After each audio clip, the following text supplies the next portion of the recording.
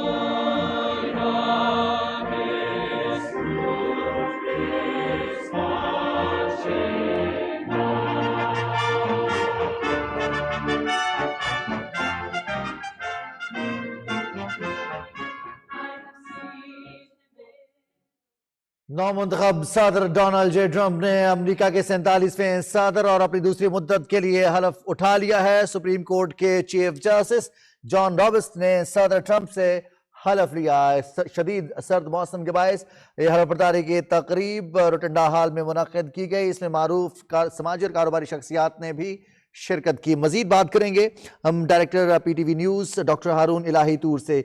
Doctor हारून इलाही तूर, हम देख रहे हैं कि नौमुंतखब अमरीकी सदर और अमरीकी रवायात के मुताबिक जो इक़्तिदार की मुंतकली है बहुत पुरअमन तरीके से, और यही जमहूरियत का हुस्न भी करार दिया है मुकर्रीन ने।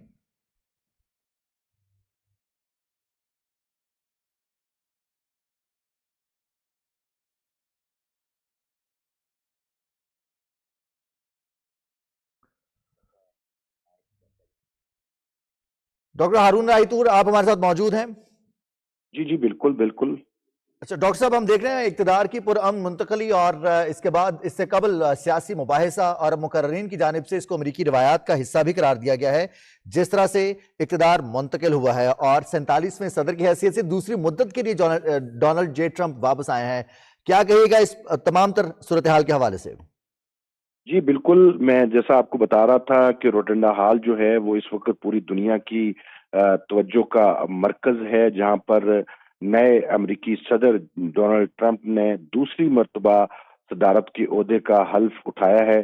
ان کی یہ جو اناگوریشن کی پروقار تقریب تھی وہ دنیا بھر کے میڈیا پر براہ راست نشر کی گئی، اور دنیا میں کروڑوں انسانوں نے دنیا کی بڑی طاقت میں اقتدار کی پرامن منتقلی کا یہ جو منظر ہے وہ آج دیکھا ہے۔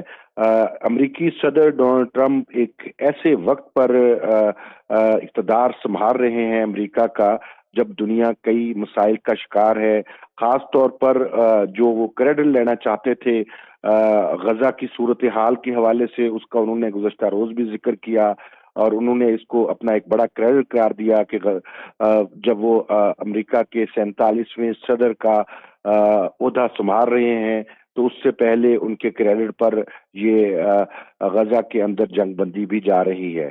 اس کے علاوہ بھی دنیا بھر میں ہونے والے تنازعات کے حوالے سے بھی نئے امریکی صدر پر دنیا کی نظریں اور تجزیہ کاروں کی نظریں مرکوز ہیں۔ ڈونلڈ ٹرمپ جنہوں نے خاص طور پہ اپنی شناخت اس حوالے سے بنائی ہے کہ دنیا انہیں جنگوں کا مخالف سمجھتی ہے، اگرچہ ایک سخت گیر رویے کے حامل ہمیشہ سے کئی کنٹروورسیز کا شکار صدر ٹرمپ جو ہے ان کے حوالے سے کئی لحاظ سے تنقید تو کی جاتی رہی ہے، مگر ساتھ ہی ساتھ جو ان کا سب سے بڑا پلس پوائنٹ ہے، جو ان کی طاقت سمجھا جاتا ہے، ان کا امیج ایک ایسے امریکی صدر کے طور پر ابھرا ہے گزشتہ کچھ سالوں میں جو ہمیشہ سے جنگ کے خلاف رہے ہیں۔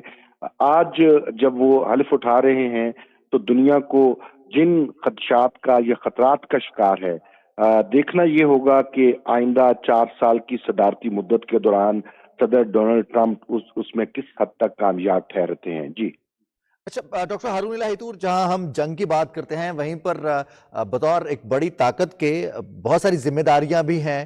اگر ہم ماحولیاتی تبدیلی کی بات کریں تو اس میں بھی بہت سارے ممالک کا اتفاق رائے ہوا، اور اس کے بعد مختلف کاپس کی صورت میں کانفرنسز کا انعقاد کیا گیا، اور اس میں ڈکلیریشنز بھی سامنے آتے رہے ہیں۔ اس حوالے سے بھی بہت ساری امیدیں وابستہ ہیں ڈونلڈ ٹرمپ سے کہ موسمیاتی تبدیلی کے حوالے سے بھی بہت سارے ایسے معاہدے جو نافذ العمل ہونا ہے وہ ان کے دور اقتدار میں ہو سکیں گے۔ جی، جیسا بالکل آپ کا بڑا اہم سوال ہے، جیسے میں پہلے ہی بات یہ کر رہا تھا کہ صدر ڈونلڈ ٹرمپ کی شخصیت جو ہے وہ کئی حوالے سے بڑی اہمیت کی حامل ہے، اور انہیں کئی حوالے سے بڑے سخت گیر موقف کا حامل قرار دیا جاتا ہے۔ امریکن سوسائٹی انہیں سخت گیر امریکن کے طور پر سمجھتی ہے، جن کی سوچ بڑی ریڈیکل بھی ہے کئی لحاظ سے، اور وہ سب سے پہلے امریکہ کے مفاد کو آگے رکھتے ہیں۔